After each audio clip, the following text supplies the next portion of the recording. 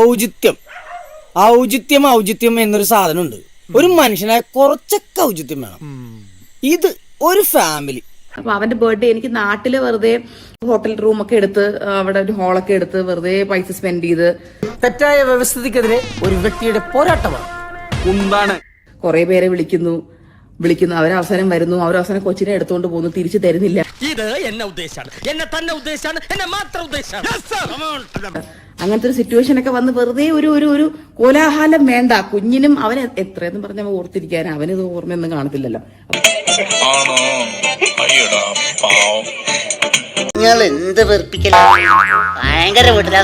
വെറുതെ അവിടെ ഒരു അലമ്പ് വേണ്ട എന്ന് വെച്ചിട്ടാണ്. നമ്മളും പിന്നെ അവസാനം എക്സോസ്റ്റഡ് ആയി പോകും. കാരണം എല്ലാ ഗസ്റ്റിനും വന്ന് നീ ഇത് അനുഭവിക്കണോടാ, ആയുഷ്കാലം മുഴുവനും നീ ഇത് അനുഭവിക്കണം. മതിയോ ശവത്തി കുത്തിയത്? കുത്തും, ഈ ശവത്തി ഞാൻ ഇനിയും കുത്തും. എന്നെ അത്രയ്ക്ക് കുത്തിയിട്ടുണ്ട്. എല്ലാരും പോയിട്ടല്ലേ നമ്മൾ ഈ ഹോസ്റ്റ് ചെയ്യുന്നവർക്ക് അവസാനമല്ലേ പോകാൻ പറ്റത്തുള്ളൂ. എനിക്കെല്ലാം മനസ്സിലായെന്ന്. എന്ത് ഇതെല്ലാം തരികടയാണെന്ന്. അപ്പൊ എനിക്ക് പേഴ്സണലി ഞാൻ അങ്ങനെ ഒരുപാട് അങ്ങനെ പാർട്ടീസ് ഒക്കെ അങ്ങനെ ഹോസ്റ്റ് ചെയ്യുന്ന ഒരാളല്ല. ഇതാണ് പറയുന്നത്, എന്നെ വിശ്വസിക്കാൻ ഞാൻ അങ്ങനത്തെ ഒരാളല്ല. എനിക്കത് പറ്റാറില്ല. ഞാൻ ഏറ്റാൽ ചെയ്യും. ഇപ്പൊ അഞ്ജലിയുടെ ബ്രൈഡൽ ഷവർ ഞാനാണ് ഹോസ്റ്റ് ചെയ്തത്. എന്താ എന്റെ രാമൻകുട്ടി ഞാൻ 1000 പ്രാവശ്യം ഈ നായിന്റെ മോനോട് ചോറിട്ടെന്ന്. അപ്പൊ അവന്റെ അമ്മയുടെ വീടിന്റെ തൊട്ടടുത്ത് തന്നെ എന്റെ വീട്. എന്നിട്ട് അവൻ എന്നോട് ഇങ്ങനെ പെരുമാറണേ. ഞാൻ ഏറ്റ പരിപാടിയാണ്. അതുകൊണ്ട് എല്ലാം കഴിഞ്ഞിട്ടേ ഇറങ്ങാൻ പറ്റത്തുള്ളൂ നമുക്ക്. പക്ഷെ ഇതിപ്പോ ആകുമ്പത്തേക്ക് നമ്മള് എന്താ പറയാ, എല്ലാവരും വന്ന് കഴിച്ച് കുറച്ച് ചോറ് തൊട്ടപ്പുറത്തെ അലേനെടുത്ത് കഴിക്കടാ. ഓരോരുത്തന്മാര് വയറ് വാടകയ്ക്ക് വന്നിരിക്കുക. എനിക്ക് ഭ്രാന്തായ ഞാൻ തുപ്പിട്ട് ചോറും പൊട്ടോ.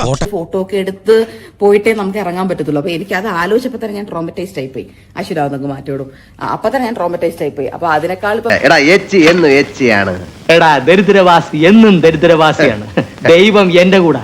അശ്വിനായാലും അത് താല്പര്യമില്ല. അശ്വിനും ഇതുപോലെ ഒന്ന് പ്രൈവറ്റ് ആയിട്ട് നമ്മൾ 3 പേരും എവിടെയെങ്കിലും ഒഴിവാക്കിക്കളന്നല്ലേ. ബേബി ഇച്ചിരിയുടെ വലുതായിട്ട് വെൻ ഹി റിമെമ്പേഴ്സ്, ഓക്കെ അവന്റെ ബർത്ത്ഡേ, ഇപ്പൊ അവന് വേണ്ട കേക്ക് അങ്ങനെ വേണം, അവനെ ടോയ്സ് അങ്ങനെ വേണം എന്നൊക്കെ പറയുമ്പോ നമുക്ക് അഫ്കോഴ്സ് അങ്ങനെ ചെയ്തു കൊടുക്കാൻ പറ്റും.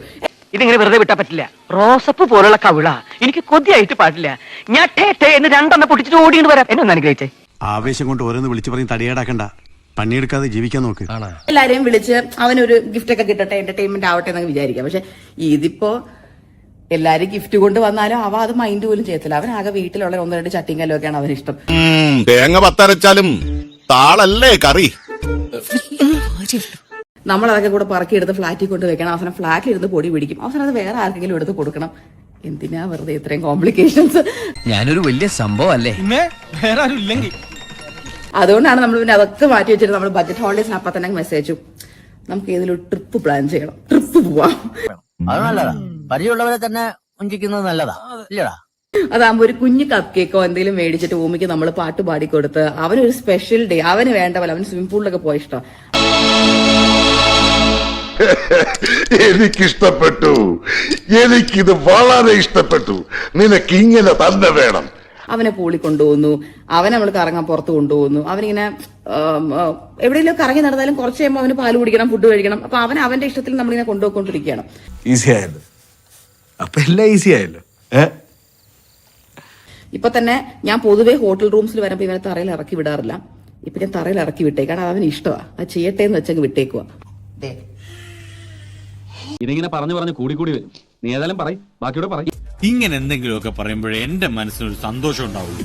ഞാൻ എന്റെ സന്തോഷം നോക്കിയാ പോരെ. ഞങ്ങൾ അങ്ങ് ഇറങ്ങട്ടെ. ആയിക്കോട്ടെ, സന്തോഷായി.